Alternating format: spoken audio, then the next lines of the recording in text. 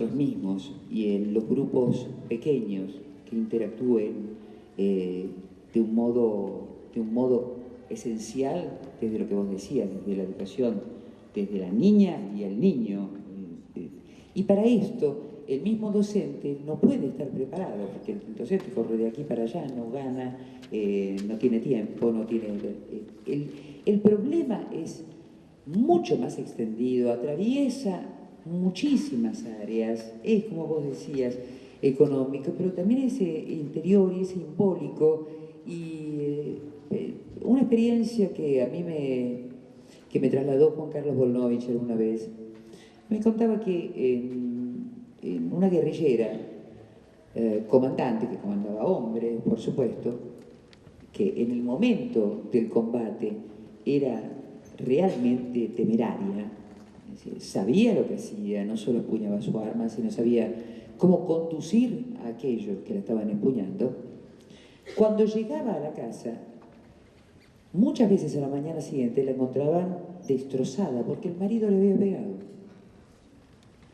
Es decir, esa mujer estaba convencida culturalmente de que debía ser víctima.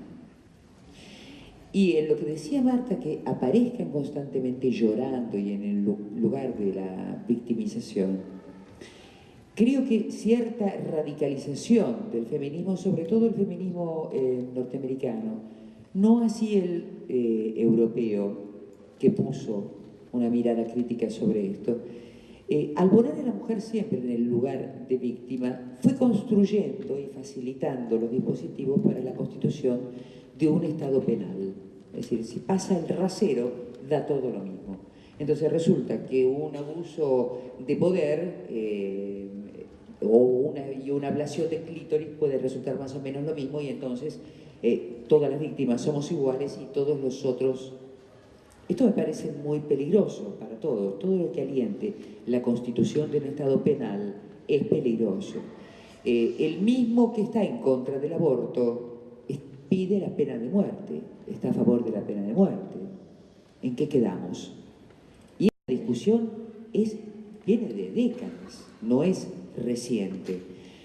Creo que se hizo más fuerte, no en el mundo académico y en el mundo de la investigación feminista y de la lucha feminista y demás, que es mucho más larga, sino entre nosotros, entre el mismo periodismo y en nuestra sociedad, a partir de la presencia de Cristina Fernández como presidente de la Nación. Y que sea una mujer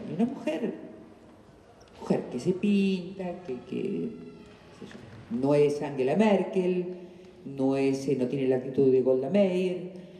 Una mujer sexuada. Mujer sexuada como mujer heterosexual. O no, qué sé yo. Una mujer, simplemente. ¿Qué? ¿No es cierto? Entonces, una mujer que se ponga el estileto, que se maquille y demás, ha formado parte del cuestionamiento político. Una banalidad semejante, una estupidez semejante. Si hubiera un varón allí, lo hubo, decían, fue mencionado como el más elegante del mundo. Recordemos, fue hace un ratito. Hemos escuchado en radio 1 hora de crítica que haya gastado tanto en zapatos, pero pará, flaco. Estamos en un momento crítico en el mundo y en la Argentina y en Latinoamérica fundamentalmente.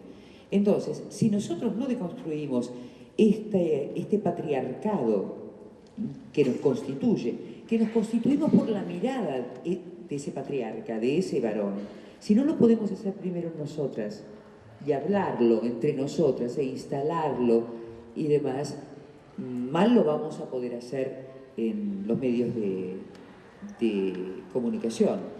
Pero en todo caso, en lo colectivo serán episodios aislados. Como en algún momento fue en la televisión pública, que en ese momento se llamaba ATC, como La Cigarra. ¿Recordás? Aquello que conducían María Elena Walsh, la Tana Rinaldi y demás, una experiencia muy hermosa, muy significativa en la televisión de ese momento, pero quedan como ejemplos aislados.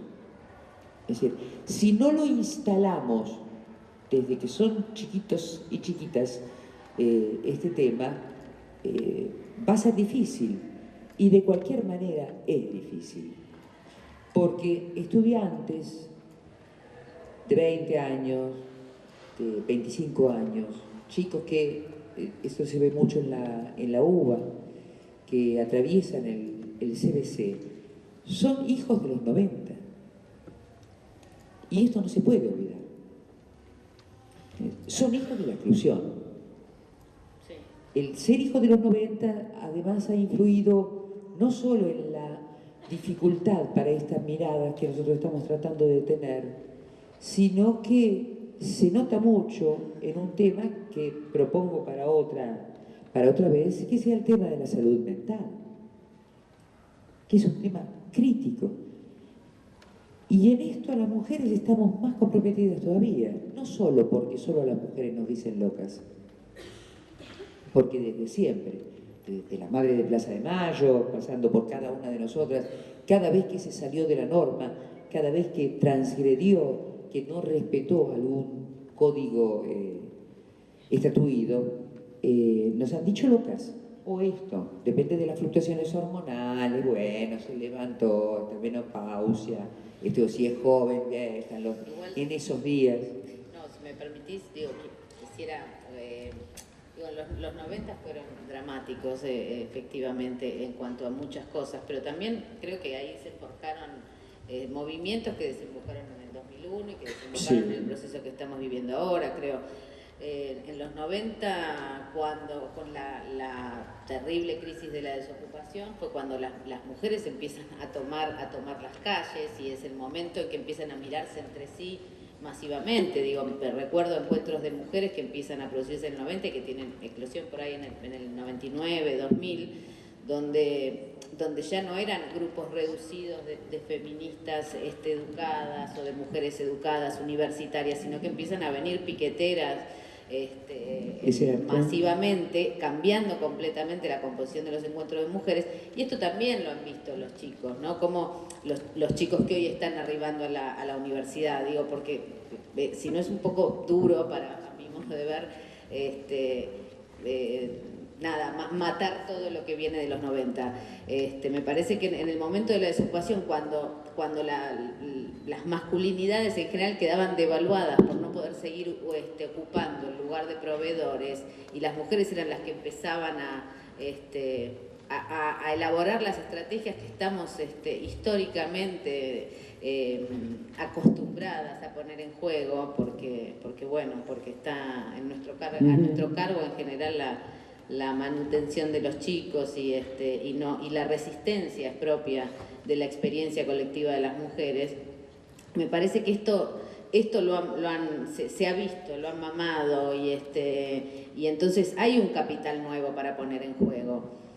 Lo que yo me pregunto, y era lo que decía antes, es cómo logramos que este capital que se ha ido formando, apropiarnos de este capital y dejar de pensar que los temas que hacen a la inequidad de género, los temas que hacen a los géneros en general, a pensarnos desde nuestra identidad, y no desde nuestra identidad individual, sino de nuestra identidad como diversos colectivos, cómo hacer para que rompan las barreras que nos encierran dentro de esos colectivos y puedan transformarse en temas de derechos humanos. Porque de hecho la inequidad entre varones y mujeres, o sea, pensar que cuando se habla de tareas domésticas se está hablando de mujeres, pensar que cuando se habla de crianza se está hablando solamente de mujeres, someter nuestros cuerpos a todas las operaciones necesarias para encajar en modelos de belleza que generan un nivel de angustia impresionante, sobre todo en las adolescentes. Todo esto no afecta solamente a las mujeres, afecta a la sociedad entera. Entonces, vos decís, ¿cómo hacerlo desde los medios? ¿Cómo hacerlo desde la sociedad? ¿Cómo aportar de los medios? Planteando estas preguntas, digo, ¿no? Planteando las insatisfacciones que sentimos por todos estos moldes que nos van constriñendo como si fueran corsets, ¿no? Qué sé yo. Bien, vamos a ver si hay alguna pregunta, vamos a escuchar si hay alguna reflexión.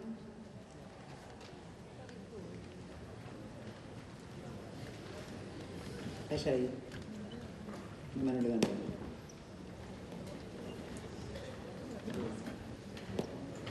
Hola, ¿qué tal?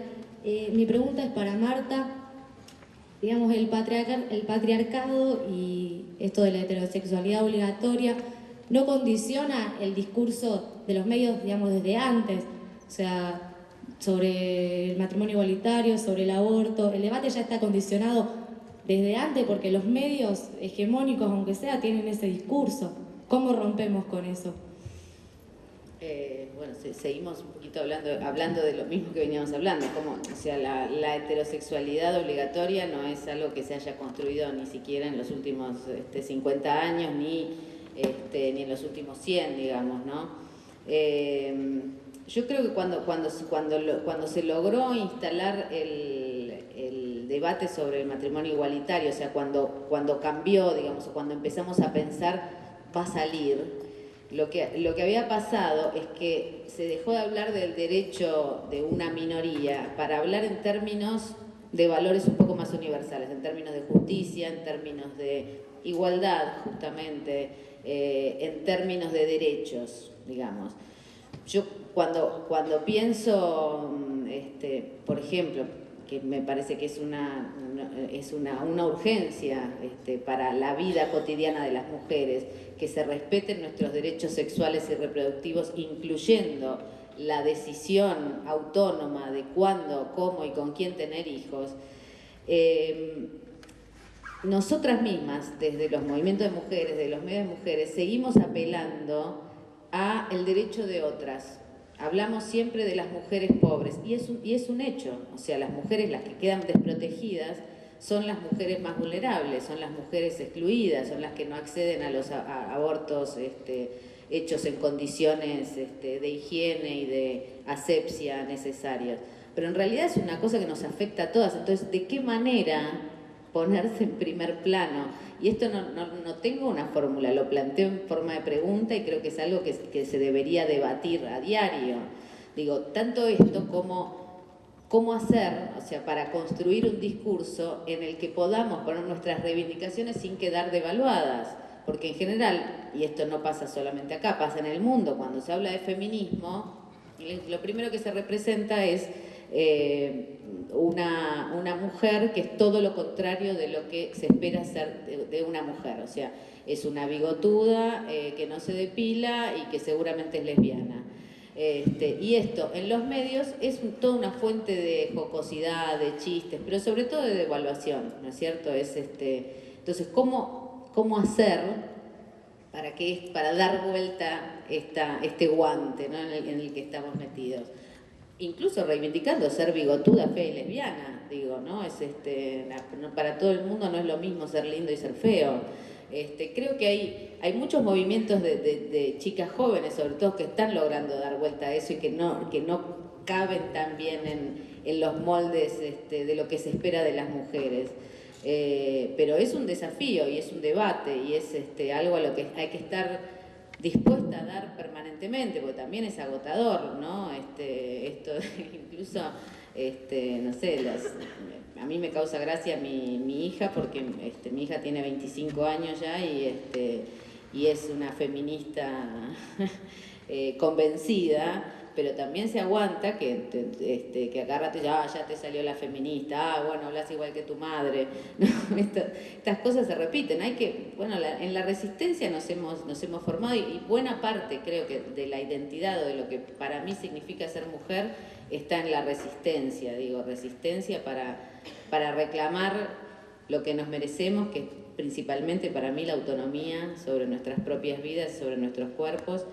Y bueno, a partir de ahí poder encontrarse con otras. Para mí no hay movimiento posible, no hay manera de modificar nada ni de modificar los medios si no tiene sentido hablar en plural. Si hablar en plural y tender redes solidarias y escucharse y poner en cuestión lo que una piensa, no es posible ninguna transformación. Bueno, el desafío está planteado.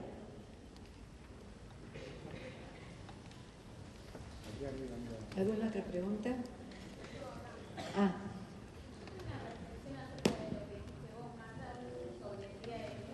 ahí te acercan el micrófono, mirá. No te lo pueden acercar. Estás muy alto. ¿Cómo?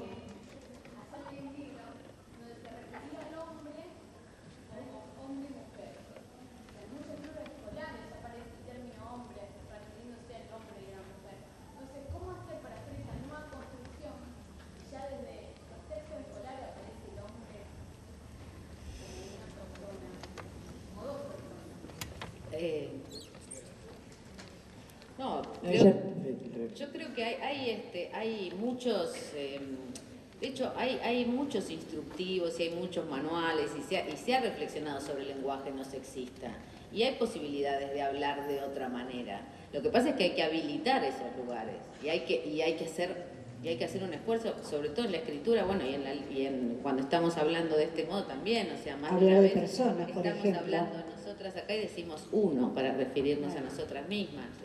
Nos pasa a todas, me parece. Pero es una batalla que hay que dar. O sea, lamento hablar en términos bélicos, pero si nosotros decimos, si pensamos, si hay un ejercicio consciente sobre el lenguaje cuando lo estamos utilizando, se encuentran estrategias para cortar atajos. No hay que decir siempre las. A veces decís quiénes y resolviste, decís las personas y resolviste de alguna manera, achicaste o usás en un momento el masculino y en otro momento el femenino. Digo, pero es un ejercicio que tiene que ser consciente y seguramente tiene que ser transversal. O sea, si pudimos empujar para que haya una ley de porque no creo que ninguna de ni la ley de medios, ni la ley de protección integral contra todas las formas de violencia, ni el matrimonio igualitario, ni siquiera la ley de fertilización asistida que se acaba de sancionar con acceso universal y que la verdad que es una gran conquista para las mujeres todas y para los varones también. Ninguna de esas cosas se han concedido graciosamente, ni por una década ganada, ni por 20 años. Digo, hay un tiempo histórico de escucha y eso podemos celebrárnoslo. Hay un tiempo histórico de escucha y hay movimientos que han empujado todas estas cosas. Entonces, bueno, cuando nos planteamos de qué modo modificar los textos escolares, y bueno, cuando te llegan de tu hijo y dicen, señores padres, tenés que ir con el cuaderno y decirle, discúlpame, ¿cuántos padres vinieron a la reunión? Ah, ninguno. Bueno, y además te quiero decir, nosotras somos dos mamás en mi caso, ¿no? Y es incómodo muchas veces. Y estás en el margen y también, Liliana lo sabe, estar en el margen. Estás en el margen, pero seguramente desde ese margen se llega a veces al centro y es un trabajo necesario que vamos a hacer. Pero creo que sí que es fundamental pensar no en el hombre, sino en la humanidad, ¿no? Pero es un ejercicio consciente sobre el lenguaje y permanente. Hola, acá una pregunta para cualquiera de las tres panelistas. ¿Cuál es la explicación que pueden llegar a encontrar de por qué hoy en día vivimos en una sociedad de patriarcado?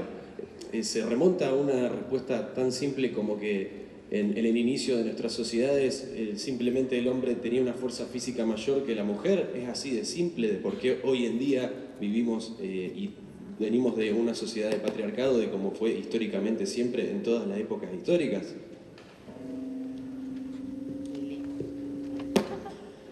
No, yo no creo que sea que haya una fijación, una data de ese patriarcado, sino que nos hemos acostumbrado. Había un motivo económico también.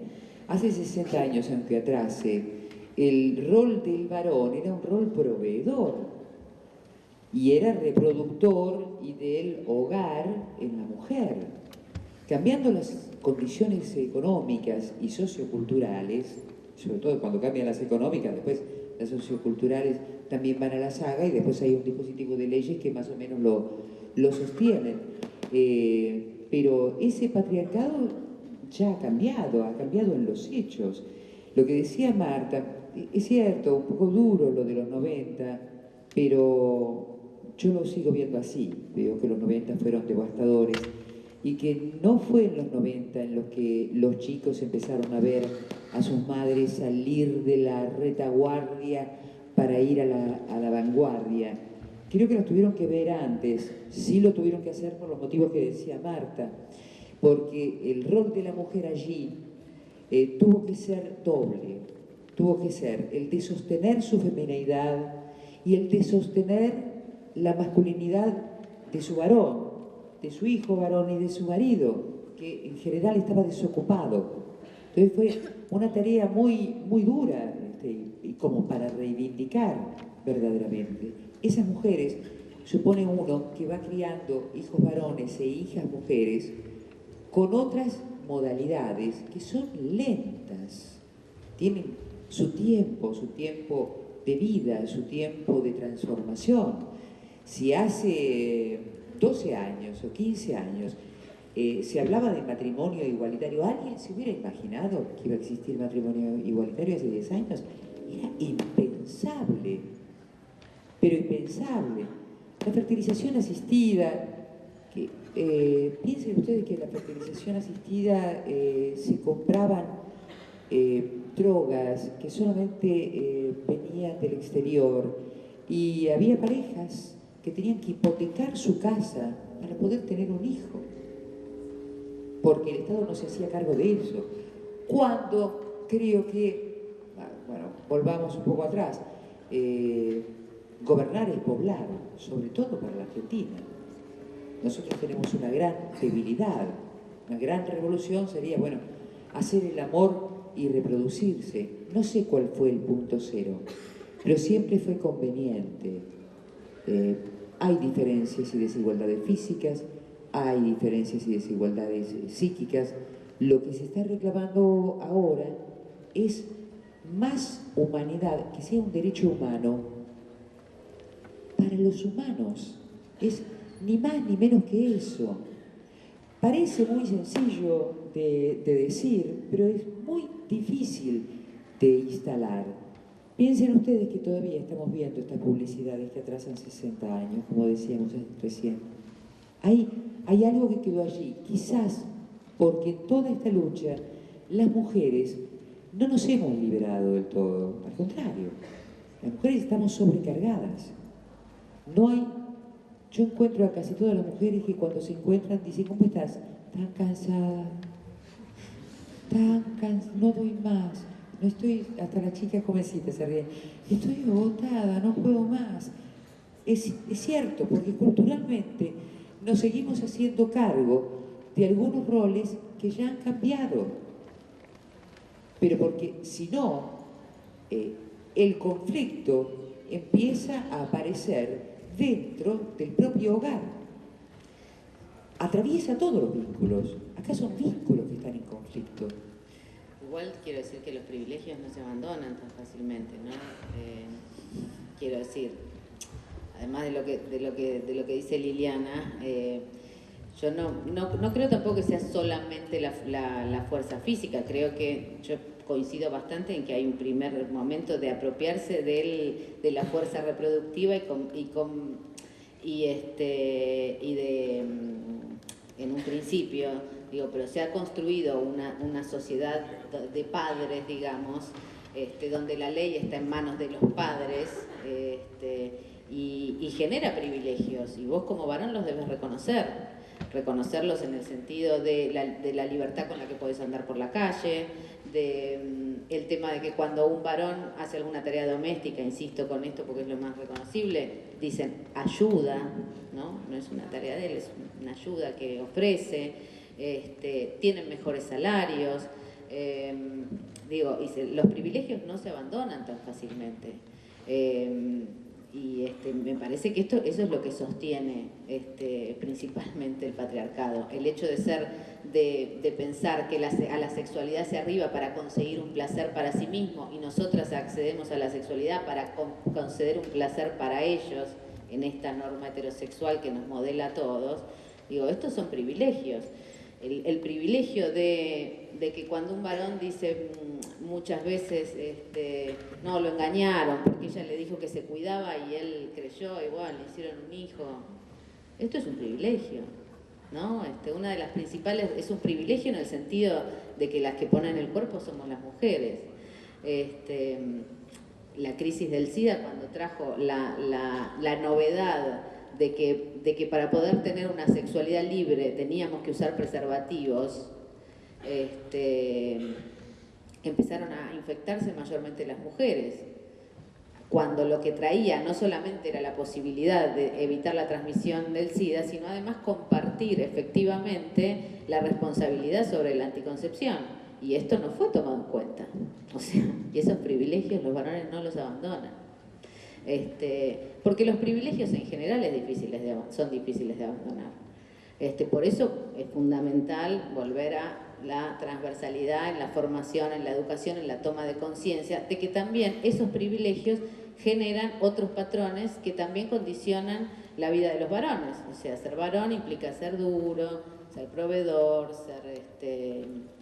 tener una sensibilidad limitada, porque si no vas a pasar al lado de ser varón gay o marica y ahí vas a tener que cumplir con otros roles, ¿no? Como ser divertido, porque si no, encima sos amargado. Bueno, digo, es tomar conciencia de todas estas cosas. ¿Alguna otra pregunta? Para Marta, ¿escribiste un libro abordando el tema? Perdóname. Si escribiste algún libro abordando este tema de la desigualdad. No específicamente con ese tema, pero en general en los pocos libros que escribí, ese tema está tomado transversalmente, justamente. Escribí sobre mi experiencia como mujer viviendo con VIH y está completamente atravesada por estas cosas de las que estamos hablando. Y también escribí un libro sobre la vida en la cárcel de mujeres, donde las diferencias de género es casi un laboratorio, la cárcel de mujeres, de las diferencias de género y de cómo se aplican a disciplinar a las mujeres que se salen de la norma. Porque, como decíamos, a las mujeres se les permite ser víctimas, pero cuando rompen, cuando quiebran la ley, ¿no? Activamente, aunque sea para delinquir, delinquen dos veces. Por un lado porque traicionan el mandato de género, que es ser buenas, protectoras de sus hijos, y etcétera, etcétera, y además quiebran la ley. Entonces las penas suelen ser el doble de pesadas, y el régimen carcelario es todavía más arbitrario porque nadie mira ahí adentro, ¿no? Y pasa lo mismo con otros sistemas de encierro, ¿no? Sistemas totales, digamos, donde el poder lo tiene la persona que está ahí directamente. Sí, perdón.